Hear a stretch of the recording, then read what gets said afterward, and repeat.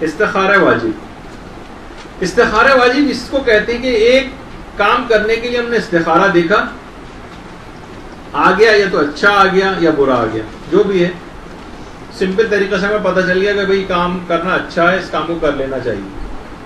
اس کے بعد پھر استخارہ واجب دیکھا. استخارہ واجب میں الٹی نیت کر کے استخارہ دیکھا جاتا ہے. مثلا ہمیں آیا کہ استخارے میں نہ کرو اس کام کو جو ہم نے پہلا استخارہ کیا تھا, نہ کرو. اب نہ کرو, ہم اب یہ دیکھیں گے پھر بھی میں کر لوں, یعنی پہلے آیا کہ اگر وہ کام کرو گے تو برا ہے, ہم یہ پتہ چلانا چاہ رہے ہیں کہ کتنا برا ہے, تو ایک الٹی نیت سے استخارہ کرتے ہیں. اس میں اگر یہ آ گیا کہ نہیں, پھر بھی آیا کہ بہت برا ہے, اس کا مطلب ہے کہ اب تو واقعی بہت ہی برا ہے استخارہ, یعنی ڈبل تاکید آ گئی ایک لحاظ سے اس استخارے کے لیے. اس کو کہتے ہیں استخارہ واجب. لیکن اس پر عمل کرنا واجب نہیں کہ ہم اس کے مطابق ہی عمل کریں, ابھی آگے چل کر ویسے ہی بات آ جائے گی. کبھی استخارہ واجب میانہ بھی آ سکتا ہے, لیکن اگر 2 دفعہ منع آ جائے تو یہ ڈبل ایک لحاظ سے تاکید ہو جاتی ہے. مثلا ہم نے ایک استخارہ کیا, اس محلے کو چھوڑ کر دوسرے محلے جائیں یا نہیں جائیں, یہ محلہ اچھا نہیں ہے, سوچ رہے ہیں اس محلے سے چلے جائیں. استخارہ کے استخارہ آگے کہ ہاں چلے جائیں, ٹھیک ہے استخارہ جا سکتے ہیں. ہم نے الٹی نیت سے استخارے دیکھا کہ اگر ہم پھر بھی یہاں پر رہیں تو پتہ چلا کہ استخارہ اس میں بھی منع آ گیا. اس کا مطلب یہ کہ چاہے آپ اس جگہ کسی اور دوسرے محلے میں جائیں یا نہ جائیں, کم سے کم اس محلے کو تو ضرور چھوڑ دیں کیونکہ اس میں رہنے میں اب نقصان ہے آپ کے لیے. یعنی اس میں ڈبل تاکید آ جاتی ہے. الٹی نیت سے استخارہ دیکھتے ہیں, اگر پھر بھی نہ میں ایسا کروں, اگر پھر بھی میں اس کام کو کر لوں تو کیسا ہے, اور پھر بھی اگر منع سختی کے ساتھ آ جائے تو اس کا مطلب ہے کہ اس کام کو کرنے میں بہت نقصان ہے. اس کو استخارہ واجب کہا جاتا ہے, اور لیکن اس پر عمل کرنا واجب نہیں ہے, فقط دنیاوی نقصان ہو سکتا ہے آپ کو کہ جس کے لیے ہم استخارہ دیکھ رہے ہیں. اب ایک بات اور یاد رکھ لیجئے کہ استخارہ جو ہے وہ اصل میں اس کو کہا جاتا ہے کہ یہ امر ارشادی.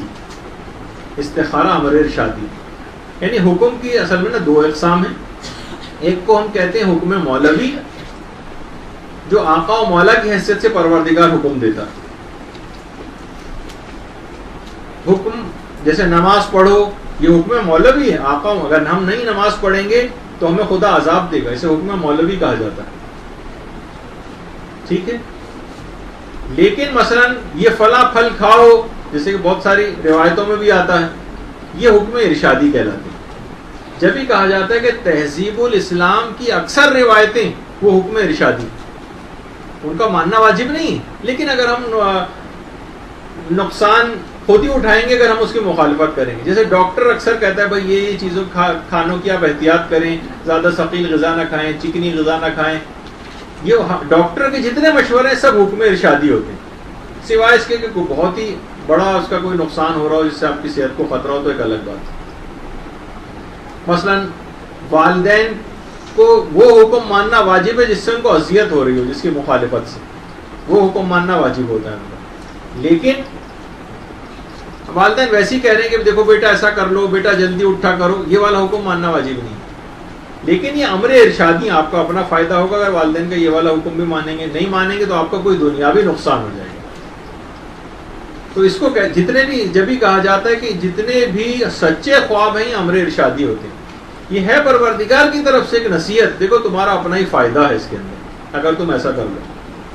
تو استخارے کو کہا جاتا ہے کہ استخارہ جو ہے وہ اصل میں امر ارشادی, یہ امر مولوی نہیں, یہ امر ارشادی.